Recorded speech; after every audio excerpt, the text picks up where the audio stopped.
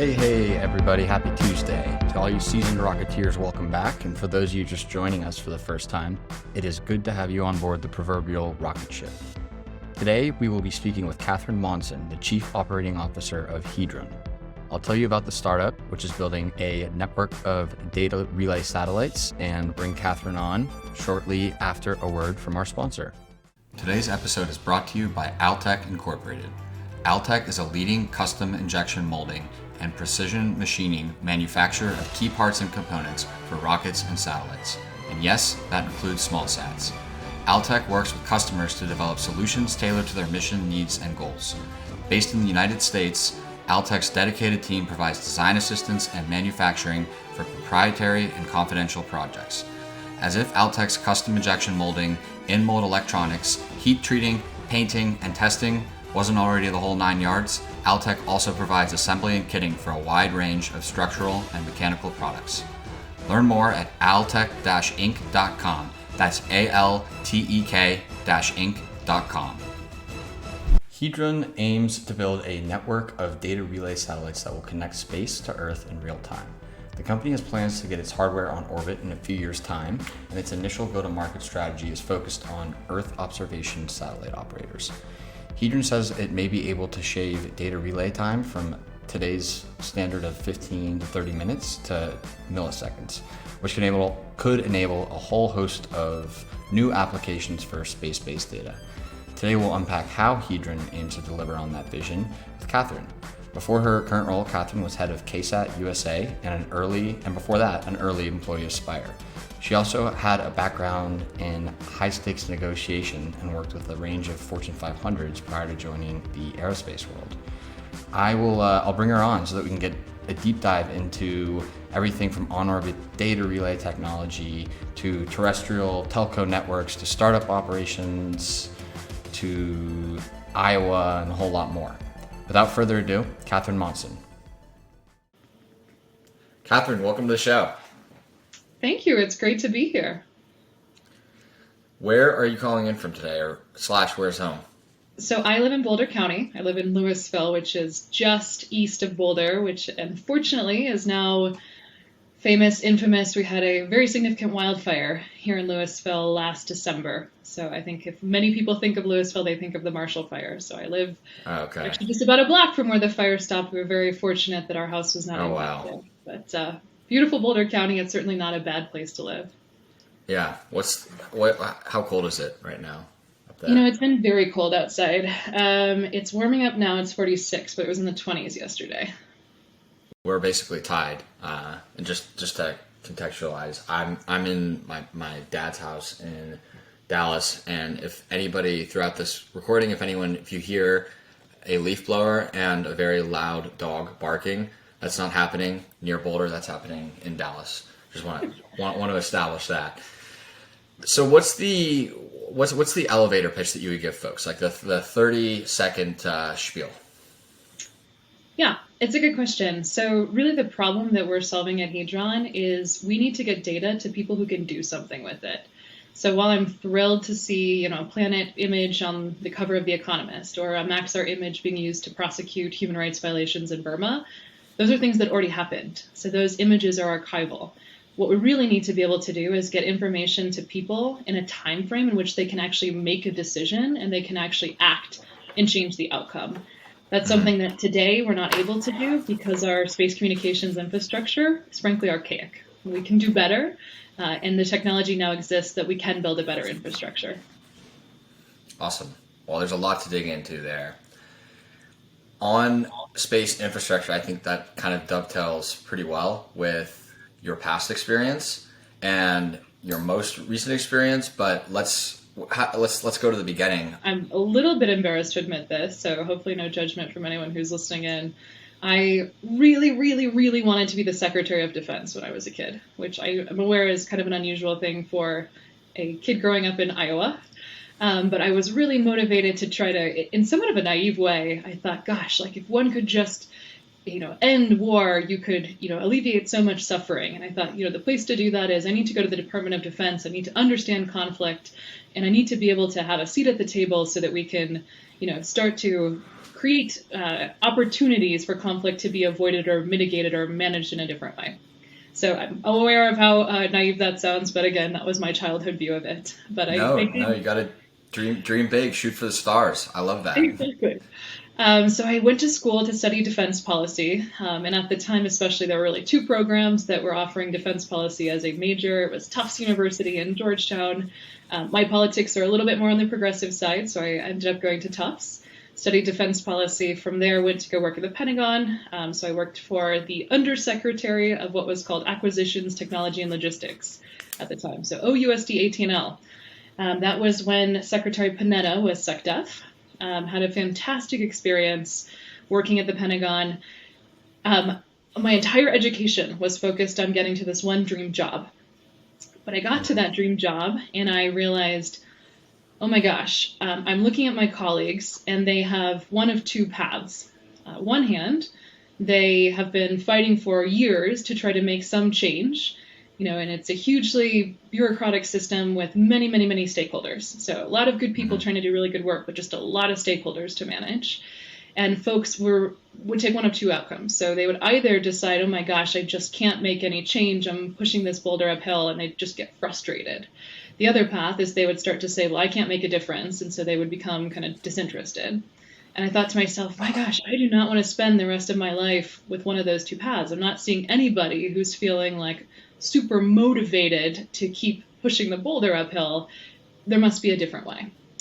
So I took a bit of a right turn. The office that I worked for at the Pentagon was specifically focused on international cooperation.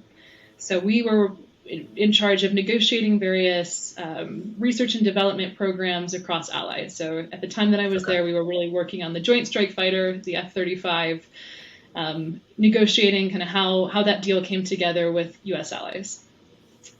So I decided I really loved the negotiation aspect of what we were working on, and I decided I could go learn about that. I could imagine that working on the F-35 and working with a bunch of allied countries, that you would learn the ropes of high stakes negotiating, intense negotiating pretty quickly. Exactly. Yep. So I moved back to Boston and I went to go work for a consulting firm that had spun out of Harvard Project on Negotiation. So Project on Negotiation is really a think tank through Harvard Law School that was really focusing on creating best practices in negotiation. So they spun out this consulting firm to support Fortune 500 companies. My clients at the time were really focused in pharmaceutical development, so a lot of challenges between big pharma companies acquiring smaller biotechs. How do they capture the best of both of those worlds? How do they align these two different organizational cultures to be able to continue to take new innovation to market? But then I also worked with semiconductor companies, so highly capital intensive, very much the type of scale where, if you're going to spend $47 million on a lithography machine to put multiple lines in the fab, you don't want to get it wrong because you don't get to play again if you get it wrong. Yeah, the ASML, I'm so fascinated. I'm endlessly fascinated by ASML's machines. Yeah, it's a super interesting industry. And in many ways, I think I share that background because starting at a scale of capital that's actually even more extreme than what we experience in aerospace, it's kind of set my reference points in a different place. So I was working at the consulting firm, and I had a friend who said, gosh, I'm working at this small space startup out in San Francisco. We're thinking about space totally differently. We think we need your help. And I'm like, okay. Help with what? She says, well, why don't you just come out to San Francisco? If you can take a weekend, just sit down with our team. There were 8 of them at the time. We have some challenges that we'd love to talk to you about. And I understood this as kind of supply chain challenges. So I got out to San Francisco. I was going to just help this friend. And the company turned out to be Spire. So Spire Global. Oh, there you go. I got out to San Francisco, and I'll just say this kind of flippantly, but I kind of fell in love with these crazy space people. It's like, my gosh, these are people that are super mission driven. So they have the exact energy that drove me to defense in the first place. There were people who were willing to think about hard problems. They were moving very, very, very quickly, and they really cared about what they were building. So I really, frankly, just fell in love with the energy of the team. I ended up moving to San Francisco with my husband and started working at Spire. And this was the early days of new space. So this was when it was really Spire and Planet. This was right around the time that Skybox was acquired by Google. So very much the nascent part of the new space industry. Spoiler alert, if you will, but you had a big hand in growing out the ground segment, right? So could you tell us a little bit about what that was like and the thinking that drove your strategy at Spire?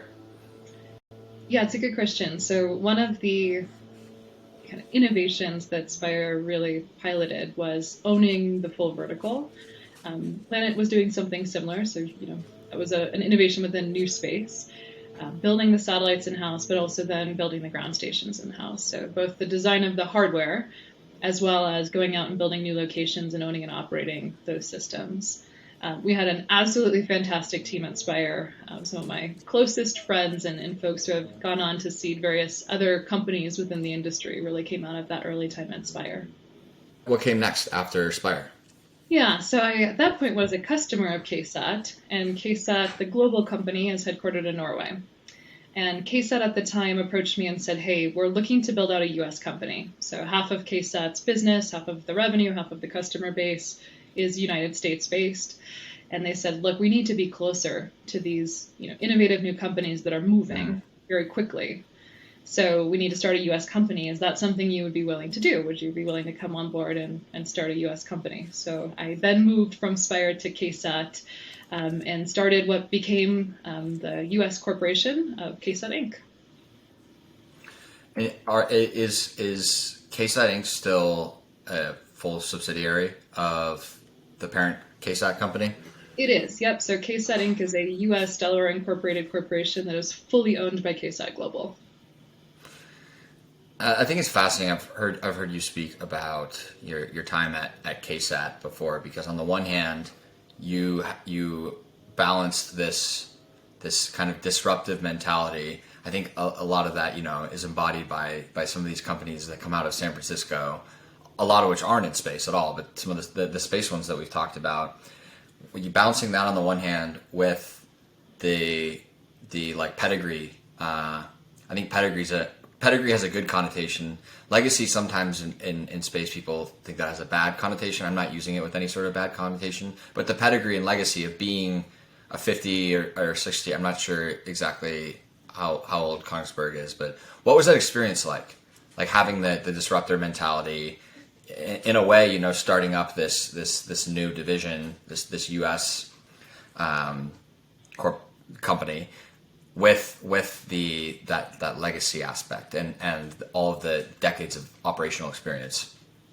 Yeah, it's such a good question. Infrastructure companies are all about trust. So you just want the infrastructure to work. You don't want to think too hard about your internet provider, because if you're thinking about it, it means that something's not going well. And that's the same when it's a space-based infrastructure service. So it really is about, I used to say at KSAT, it's not that we're super smart at KSAT and we don't make mistakes. It's that this is a 50-year-old company. So those mistakes were made 40 years ago. We're not going to make them again. Everyone who comes into the space industry makes a certain number of mistakes, and everyone in the industry has learned from the mistakes that they have personally done before or seen their team do before, so you don't continue to propagate them forward. So I do think having that expertise of having decades of experience in building and operating ground infrastructure was hugely important. The piece that I give full credit to Rolf and Arnulf and the management team at KSAT Global was they have always said that, and I so firmly believe this as well, you have to understand your customer. You have to understand their problems. Don't build solutions that you're going to sit in a conference room and design yourself. You need to sit down at the table and say, hey, how can I help you? What would it take for us to double your revenue next year? Is there a piece of that we can take off your plate to make easier for you? And being close to the customer is the reason why the KSAT Inc. Corporation was even established. So I'm old enough to remember when you were called Analytical Space. Now, obviously, Hedron. Why the rebrand? So it is more than just a rebrand. Hedron reflects that we have a new management team. Our management team has come on board within the last year. And along with that new management team, we have a new technology roadmap, a new architecture, and a new approach. The problem we're solving is still the same. So we are still focused on moving data from space to the end users who need it here on Earth in a time frame that they can make actionable. And on to the main business at hand. What are you doing? It's a very good question. We are servicing Earth observation operators. So our target audience, our customer base, are folks who operate satellite platforms in LEO. They are collecting information about the Earth. That is information that is collected on satellites because typically it has somewhat of a global nature, or it's information that needs to be collected kind of with a degree of separation from kind of the sovereign. You're not going into someone's country and taking a picture through a drone. So those are the types of data sets that flow through the Hedron network. Our focus is really on solving that problem of we need to be able to get data from the satellite, which is just a way of capturing it, to the people who need the information in a time frame that allows them to take an action. And right now, the fastest of these paths are 20 minutes, but for most operators, it's more like, anywhere from 20 minutes to 60 minutes to 90 minutes to 2 hours. So those are time frames that don't really allow end users to be able to take an action. Like, it's not helpful to know what was on fire in Ukraine 20 minutes ago. Like, that fire has already burned. People have already been impacted by it. You're too late to be able to change the outcome of that. But if you had that information within 30 seconds, you might be able to take a responsive action to change the outcome. And so this is really at the root is the bottleneck that you're tackling, or the pain point in the industry is its latency. Exactly. The short physics of it comes back to the Earth is 71% water. So there are only so many places on the planet that you can build an antenna where it's going to have access to terrestrial fiber or connectivity in some way and have power. And let's say, too, which is true for U.S. companies, like, you can't downlink in Russia or China. So you take those big land masses out of the picture. And that is why we have such limited access to our satellites, is even if you proliferate antennas all over the world, which ground station providers are doing. So this is kind of the challenge that I myself worked on for the last 10 years, is how do we get more connectivity to more places so we can shorten that latency window? You're limited by the fact that you can't build antennas over the ocean, because then you have a different problem for moving the data back to people who need it.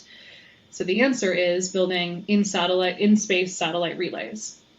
So how do you create bridges from a satellite to the nearest ground station so you don't simply have to wait the number of minutes that it takes for that satellite to pass over the antenna? Right. Perfect. Let's put a bookmark in the in-space relay component, because we are going to take a quick break.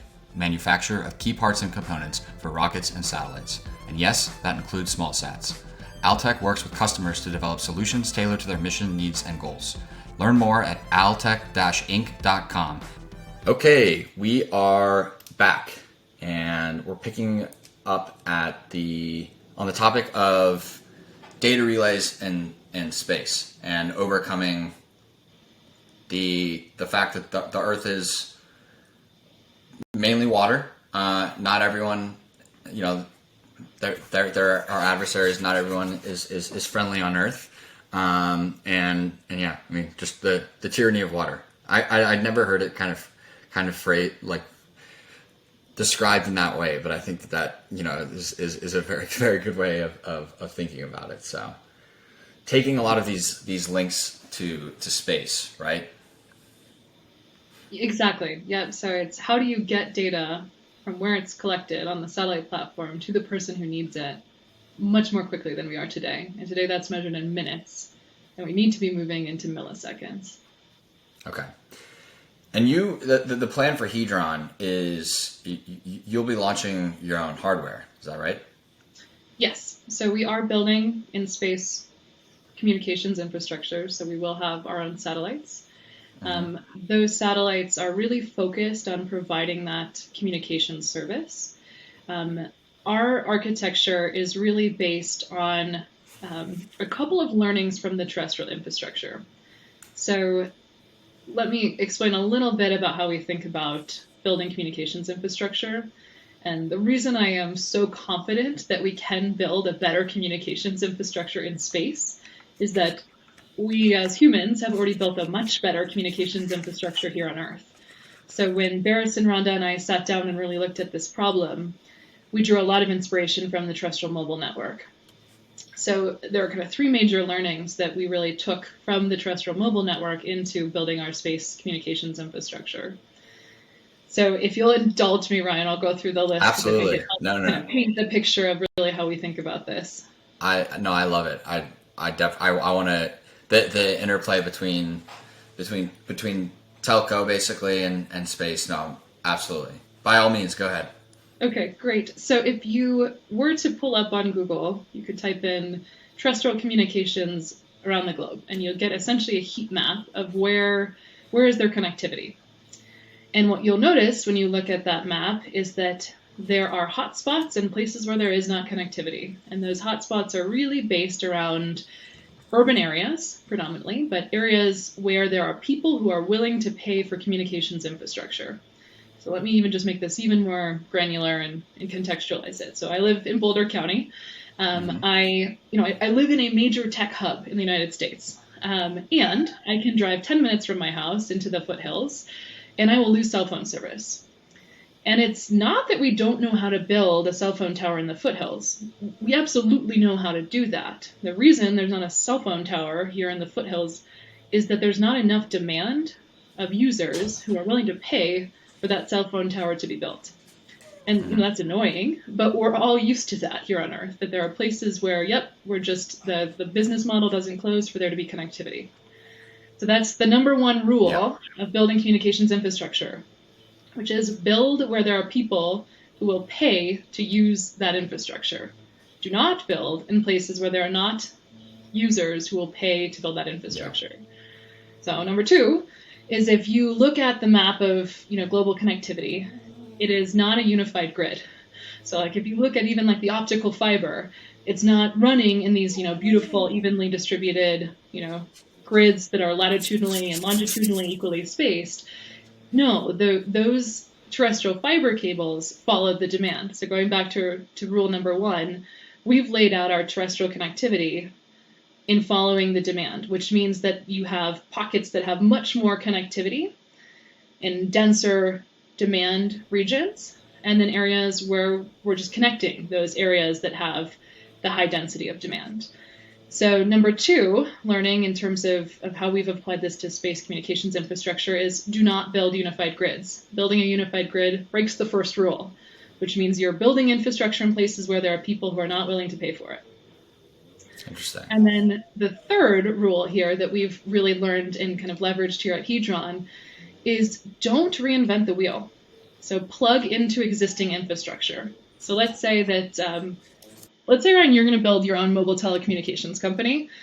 And let's say it's like 1995. So you're still hot on like the upside of the mobile network. You're going to be that would make me like a 5-month-old founder, but I think you're very precocious. I totally believe in your ability to do this.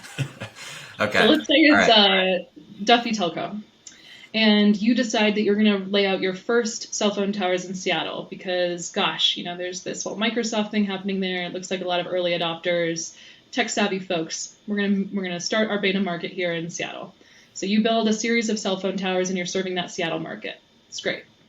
Then you say, gosh, there are also a lot of folks who have, they're willing to pay for the service in New York. There's access to capital there. People will pay for this connectivity. I'm going to go to New York.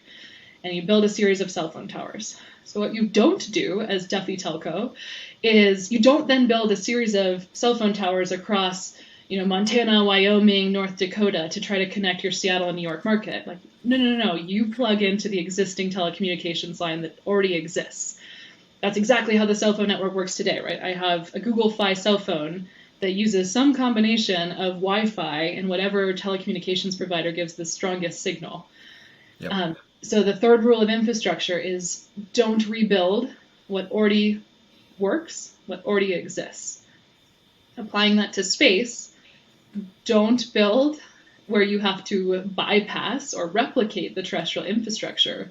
Leverage the existing ground station, the existing fiber optic cables, the existing data centers. So those are kind of the three rules that we have applied to our space communications infrastructure, because there's a reason it happens here on Earth. The same is true in space. And frankly, that is the disruption that we are really bringing to building space communications infrastructure. That is a unique approach. Yeah. And I want to dig into that. Are you and your team students of business history and like looking back at like the 90s when they laid all of that fiber? And in my past job, I covered like the transition to 5G, or frankly, the lack thereof. I don't know.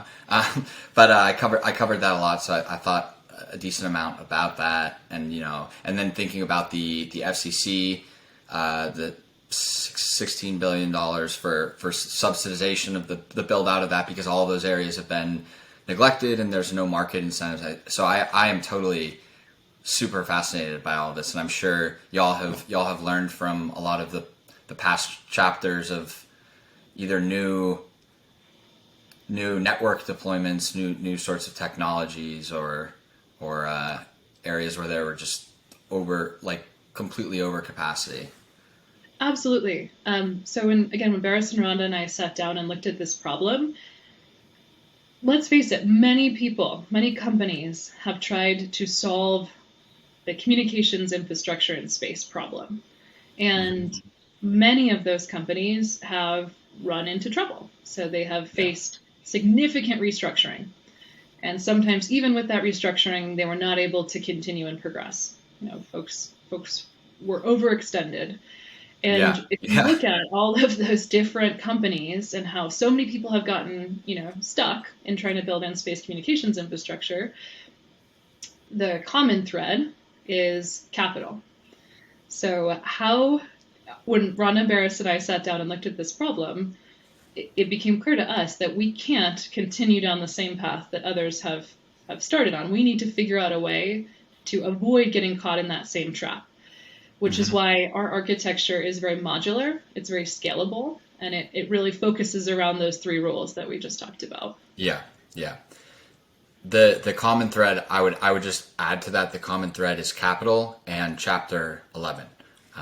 But let's zero in on the technology stack and the architecture and walk through what you are building, what you're kind of developing in-house versus kind of leveraging, as you've alluded to, off the shelf. And I know a lot of this is proprietary or secret sauce, if you will, but to the extent maybe at a higher level that you can share information in context about the technology and what's going on under the hood, I think that would be great. Absolutely. So we are a communication service provider. So we really believe that. I'm not sitting here and telling you we're running a space company. No. Mm-hmm. Space is just a place. I don't mean to sound flippant in saying that, but we are a communication service providing company. We happen to operate in space, but space is just a place. Our end customers are satellite operators who are providing data to their end customer, who is, lots of different segments of people, but in general, folks who need information in order to make decisions, in order to decide how to act. And our job is to make sure that those end customers of our customer are able to get that data in a timely manner so that they're able to respond. So I provide that context to say that where we are really focused are on the key aspects of being a service provider for telecom, for communications. So what that means is we are really focused on networking. So we need to move data through different paths, so lots of different customers, lots of different satellite operators into our network, and then back into terrestrial infrastructure. So how do we move data? How do we route data dynamically in a way that allows us to really exploit the low latency paths that are available? There's more complexity we could get into there about how do you also exploit paths that remain sovereign. So how do you keep data only on U.S. hardware coming back into the U.S.? And that's another thing that our architecture enables. Another piece of this that we're really focused on is to get data into our network, we need to ingest it from our customers. So our first commercial offering is launching it'll be operational in 2025. That system is designed to be backward compatible. So if we go back to being a student of history, when my phone doesn't have access to 5G, it doesn't just flash a big error message. It's like, we can't support you, like you're off the grid. Right. It has to be backward compatible so you can keep falling back to be able to innovate and bring everyone with you. So our first offering is built on RF. So we're going to ingest from our customers on the same platform that they use to speak to Earth. So they don't need to make any changes to their system. In the future, we are investing in optical communications terminals. So we will fly those on our satellites to do our inter-satellite links, in addition to a Ka-band crosslink.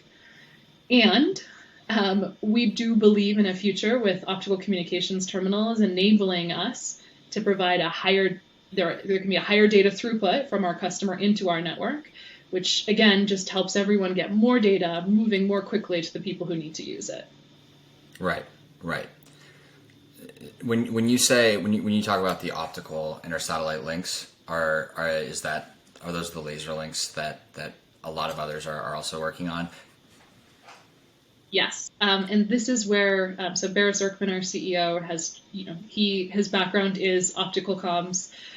He's MIT PhD in electrical engineering and optics, an Optica fellow. He was most recently at Google, where he was leading the technology development for Project Terra, which is Google's point-to-point laser. They've been doing some public demos over the Congo River. His background prior to joining Google was he was the PI at JPL for the NASA Opals mission, which was the first mission to fly an optical comms terminal on the ISS. So this is very much his domain expertise, is bringing this technology in an in-space environment to an operational state. So it is not going to be good enough to build like a special snowflake terminal that's kind of handcrafted, bespoke manufacturing. Our process is really about a swap optimized system that is designed for manufacture. So these need to be able to be scaled in the same way that cell phones are produced at scale. I mean, my cell phone was, built as like a discrete item that was going to be shipped to me, Katherine. Yeah. Well, swap. That's the second time it came up for the first time. It will now be 2 episodes ago, but loyal Pathfinder listeners will be familiar with swap. When you talk about the backwards compatibility and RF and ingesting, that's just to dumb things down a bit, just for myself. That's all occurring, that you're referring to what will be going on in orbit. Exactly. So we have our customer satellite is in orbit. It's traveling incredibly quickly, and we essentially will grab data from that satellite, and it's basically as if you're driving in a car and you're talking to a cell phone tower. It's like you're moving relative to the cell phone tower, but imagine the cell phone tower was also moving with you. That's essentially what's happening in space, is that we're moving data through an RF link between from a customer satellite into a Hedron node satellite. Yeah. So I would imagine you're gonna have to be flying at an interesting orbit. So I'm not going to discuss our architecture more publicly, but yes, we are moving. We're not a geostationary satellite. Right. Okay. Well, I won't press you on that, but interesting orbit, I'll take it. As post Series A, Hedron brought on the management team, including yourself. What does the go to market look like over? And I know that you said 2025, but to the extent what will the intervening years? What's the priority for the company and the strategic focus in terms of R&D, production, recruiting, potentially fundraising, all of that. That's 4 different things. So maybe let's start with the technology and production side of things. Yep. So I did talk about kind of our core competencies where we have that development solidly in-house, and we're building up, our teams to really progress those technology work streams. So the networking, the optical comms, there is also a piece of that is kind of the RF backward compatibility. So those are the pieces that are really core to our in-house core competency. The piece that we didn't talk about, that you didn't hear me say, is we're not building our own satellites. We're not building up a big manufacturing wing to produce and manufacture in-house. Flashback to we were talking about when I was at Spire and we were vertically integrating, and we're building our own satellites, building our own ground stations. We didn't build our own launch vehicle. We still did work with service providers on that. But we don't, at Hedron, fast forward now to where we are in time in 2022, we don't have to build our own satellite bus. There are many, many folks who are very, very good at building those satellite buses. And there are very many folks who are building ground station infrastructure and providing that as a service. And frankly, there are now folks who are saying, hey, we'll also operate your satellite as a service. So those are all pieces that we fully intend to leverage the maturity of the space industry that exists now. Spire and Planet and frankly Skybox didn't have that luxury. 10 years ago, it didn't exist. Like, they were pioneering that new market. 10 years later, we do have the opportunity to have multiple vendor options across all of those different subsystems, which really enables us to focus our technology development on the pieces that are really going to be differentiated for solving our customers' problems. Wow. Well, thank God you made that distinction, because I asked earlier, operating your own hardware on orbit, and I didn't even think to ask the follow-up question about whether that would be payloads and specific, like the specific sensors in your technology versus your entire satellite. So glad we got that covered. And I think that makes sense too. In 2022, it's different than 2012, and I'm sure that you have some interesting thoughts on this in terms of economies and scale in some of the industries that you've worked on, and even in some of your past jobs, what that looks like and how that's also changed. What is not economies of scale, but what is kind of a critical mass of capability? What does that look like for y'all? What are some key thresholds that you need to hit? Yep. So it really goes back to defining who your target audience is. We are building in a modular, scalable way. So we are very, very closely in discussions with our customers to very closely understand their problems. And our focus, our customers, are folks, like I said, who are operating in LEO, who are delivering data. So this is the high throughput side. So we're not currently focused on kind of the TT&C link. So there are existing options in the marketplace for those lower data rate TT&C links. So folks will fly a Global Star beacon, for example, or they'll fly. There's a new company out of Singapore, Add Value, that relies on the BGAN network, the Inmarsat network. Those solutions are very focused on that low data rate TT&C link. Our solution is very focused on how do you move data from a customer satellite. So I shouldn't probably pick on any of our customers in particular, name them by name, but let's say that there is a SAR provider, and they need to get data very quickly to their NRO end user. And there are lots of different use cases that we all, I think, are probably pretty well familiar with, but Ukraine's an easy one to pick on, or the South China Sea, where we need to get that data to folks in a time frame where they can action on it. Right. Yeah. I mean, the fire example is a pretty good one there. I've just kind of casually pulled up the NASA firms data set, which is, for those unaware, probably most people, it's a catalog of fires that can be seen from space, from a NASA satellite, but there's obviously quite a bit of delay there, not anything that would be kind of actionable. And often the fires have been observed basically along the front lines, or where the front lines were I don't know, 12 or 24 hours ago.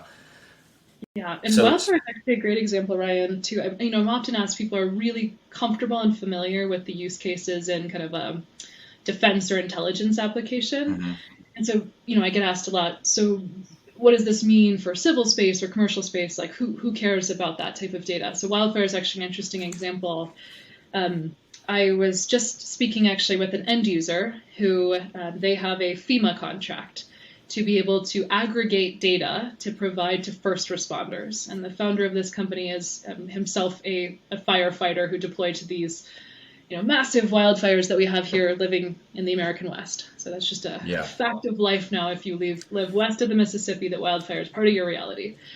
It hits too close to home, Katherine. Oh, it really does. And in talking to this gentleman, one of the challenges that they are experiencing is that historically most of the data that is directed to first responders comes from drone platforms or aircraft platforms. But the challenge that we're seeing in the West is that with these super fires that are burning so hot, they have different convection layers that are preventing them from being able to launch aviation platforms. So then they're flying blind. They don't have access to data. They haven't used satellite data historically because, like you just said, Ryan, it's not that helpful to know what was on fire 60 minutes ago. Yeah. They need data to say what's on fire right now. And the type of decisions that they make based on this data are, is the fire burning at the top of the canyon such that we can safely put first responders into the mouth of the canyon to be able to evacuate people, to be able to protect structures? Or actually, do we have an obstruction where if we send people into the mouth of the canyon, the fire is moving in a direction such that we're not confident that they will have an egress path, in which case they won't send first responders. And so what happens now is that folks without that data, they're not able to make the decision to send folks into what is potentially a dangerous situation. So, they're flying blind in terms of trying to figure out where is the perimeter of the fire, what actions can still be taken. So this is the type of civil space application where having the latency makes all the difference. If you can get data to someone in less than a minute, they would actually buy and use that data.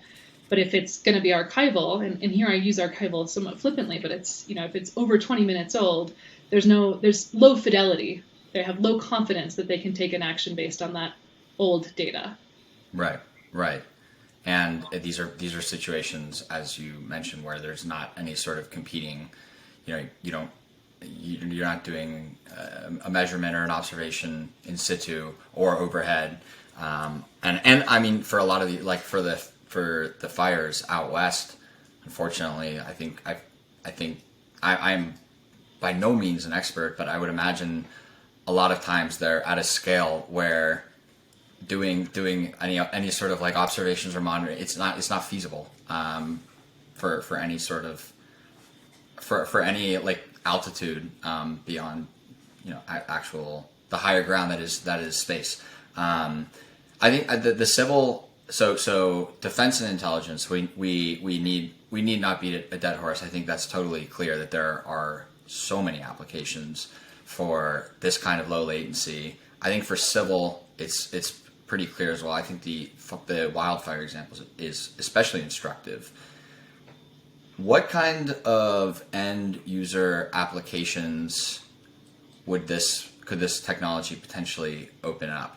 So for say an Earth observation satellite operator serving a Fortune 500 or some other type of commercial entity? Yeah, so let me give two examples. One is oil and gas. So there are very large existing contracts that Earth observation satellite operators have to provide data to oil and gas operators. One of the latency specific use cases here is monitoring offshore oil rigs. And so there are huge consequences if you have a leak. And, volumes of oil that can come through a leak in a minute versus 60 minutes is a huge orders of magnitude in terms of mitigation activity. And so you want to be able to detect and move on that data as quickly as possible. And so again, the value of that information is hugely different. If it's, oh my gosh, we had a problem, we still have a problem, versus we have a problem and we're on it and we can fix it. We're talking about billions of dollars of mitigation that can be prevented by catching the problem more quickly. Another example is, and I'll obscure the names here just to protect some proprietary product work here. But, of course. One of our customers has come to us and said, we have an end customer. So their end customer is a shipping conglomerate. And, piracy is a very real problem. And so currently, satellite-based data sets are used to say, hey, you said that this cargo was lost, but there are SAR images and optical images of you being up against another ship, off coast somewhere. And right now, there's that is data that is being purchased, but it's just to create a bit of a this is fishy type of data set. But when all of that information is received after the cargo has been moved to a different vessel, there's no ability to recover it because those two ships have gone off on their own paths. And so if you can get that data of we've got two ships offshore and we have the archival data that suggests that we have an issue with lost cargo, you can intercept the second vessel before it comes into port. And I was shocked to hear from this customer that their end customer, this is a trillions of dollar problem for them. Wow. So this isn't just hey, we lost one shipping container and wouldn't it be nice if we got back, all of those Christmas presents that really should have ended up at the port of LA and now are somewhere in Indonesia. It's no, this is happening at a scale that this needs, the way that this gets paid for is an insurance write-off. And so throughout that chain, there are trillions of dollars of impact that if you could actually prevent that cargo from being lost, but actually take an action to intercept the vessel, you're solving a very significant problem. I'm curious, I think the broad profile of customers that you are working with or will be working with, I think that's pretty clear. What I'm curious about is if or when, maybe when, Hedron starts to become a revenue generating company. What the inflection points or sort of preconditions for that are.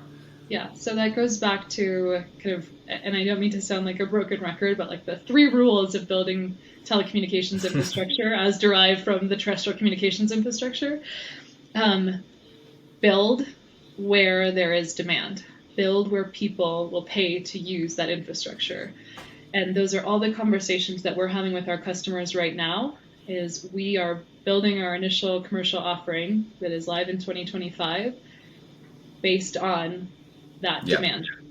Yeah. So when I say we're operational in 2025, again, the uniqueness of our approach to telecommunications infrastructure is that initial commercial offering is sustainable. It is, we are cash flow positive in 2025. So it's not that, Barris and Rhonda and I and our entire team have been sitting in a conference room for the last year coming up with this really, elegant, unified grid that we're then going to take 5 years to build, and then we're going to hope to monetize for the next 20 years because that's the level of exposure we have. That breaks the 3 rules. Yeah. I'm surprised you're giving away. I think that there's enough teasers and innuendo to get a pretty good comprehensive view of how this will all come together and fit in place. But I'm surprised that you were willing to part with the 3 rules on Pathfinder. I am thrilled to chat with you, and I am thrilled to continue to talk with our customers and help them solve that kind of lag problem that they're experiencing. We got to get our customers from a 1960s communications world to the era of modern communications where we need to get data to people in the same time frame that you and I are having a conversation from Texas to Colorado. Satellites are not anywhere close to that. Satellites are living in the I called you, I left a voicemail, and I got your voicemail when I got home from the grocery store 20 minutes later. And I think that people don't, unless you're very deep into having worked in an operational satellite company, people are shocked. So I try to explain to my family what I'm working on, and I almost always get the reaction of that doesn't exist. I assumed that we can get to whatever data on whatever satellite at any point in time at all times. No, please, I know the James Bond movies make it look like we can instantly get data from anywhere to anywhere else, but we're working on it. That's the piece we're trying to build right now. Yeah. Well, that flows perfectly into the first question that I commonly ask guests at the end of the show, the rapid fire, if you will, and that is I feel like you're going to have a very good answer for this one, but what is a hot take, a contrarian view that you have about the current state or the future of the space industry? Oh, a hot take. Gosh, now I'm going to have to come up with something incredibly controversial. I don't think it's that hot, but strongly held held view is easier for me to say. I think it is. And that will more than suffice. It's really, as long as you can focus on the work, focus on the hard problems, focus on your customers' problems, everything else flows from that. So it doesn't matter if you have the world's most elegant looking architecture, if you solve the problem that someone doesn't have. It doesn't matter if you have the world's most capable, optical telecommunications system, if you're not able to deploy it in a way that solves someone's real problem. So I think, it's not probably controversial, but it is. We are so focused on that product mindset at Hedron, and having such a close relationship with our customers to make sure that we are building infrastructure that solves a real problem for them. I'm curious if there are any other industries, telco is one, but any other industries that you think the space industry could take a page of their playbook from? Yeah, it's a good question. I mean, I think in general, the space industry is full of really, really motivated, mission-driven, intelligent people. And people do not, you don't meet people who are like, I just found myself in the space industry and I've been here for 40 years. No, people have driven themselves because they are so passionate about solving these types of problems, and really have a good visionary mindset about what could be possible. I think back to our conversation, there is so much work to be done in the world, period. So whether it's space, whether it's telecom, whether it's, so much innovation that's still happening in medicine and healthcare related products as well. But it's really about what is the problem you're trying to solve and really staying focused on that problem. And so that's the piece that I think it can be, there's so much interesting work to be done. But it's about how do you solve the problem in real life for real people in a way that's sustainable. And that's something that we're really focused on at Hedron, is it's not enough for us to design something on paper and say, hey, wouldn't this be an elegant way to solve this? We have to build it in a way that our customers will use and pay the hard-earned money that they've earned from their end customers to solve a real problem. And that's the cycle that allows us to be sustainable. So if infrastructure is not sustainable, this is where people run into problems. And so really staying focused on where is that demand pull? And back to rule number one, only build infrastructure where there are people who are willing to pay for it. This is a question that should have been earlier in the show that I forgot to ask, but I think it's important. How has your experience been as a virtually distributed company? Because that's a little bit less common in this industry.